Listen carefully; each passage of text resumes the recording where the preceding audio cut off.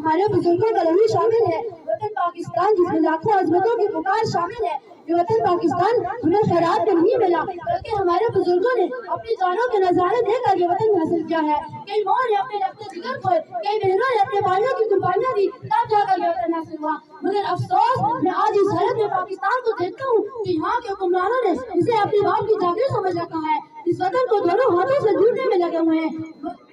جناب صدر میں دیکھتا ہوں یہاں غریب کا بچہ روز کی روٹی کو ترس رہا ہے. جناب صدر میں دیکھتا ہوں یہاں ہر گلی سے یہ نعرہ ہوتا ہے میری نظر میں تو کام ہے تیری نظر میں میں کام ہوں. جناب صدر مجھے کہنا پڑتا ہے کہ دیش ہمارا ہے اسے ہم نے ہی بگاڑا ہے. جناب صدر یہاں مسلمان تو ہے مگر مسلمانی نہیں, یہاں قرآن تو ہے مگر رمز قرآنی نہیں, ارے یہاں مسجدیں تو ہے مگر روح بلالی نہیں. جناب صدر تو پھر کہنا پڑتا ہے کہ دیش ہمارا ہے اسے ہم نے ہی بگاڑا ہے.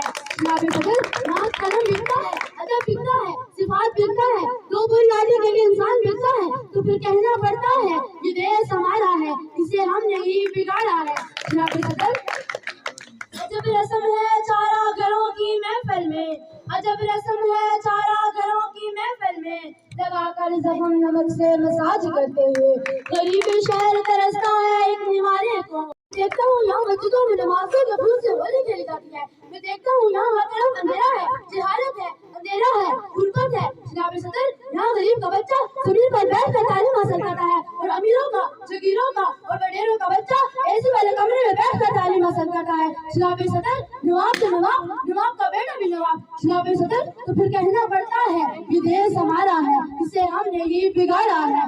جناب صدر انہوں نے سبزی روٹی کو اپنے سینے لگایا ہوا ہے مگر عوام کا یہ عالم ہے کہ وہ اپنے گڈے پھپڑے پھر اپنی اولاد کو بہت کرنے پر مجبور ہوتی ہے تو پھر کہنا پڑتا ہے کہ دیش ہمارا ہے اسے ہم نے ہی بگاڑا ہے. جناب صدر اب ہماری منزل کیا ہے, اب ہماری منزل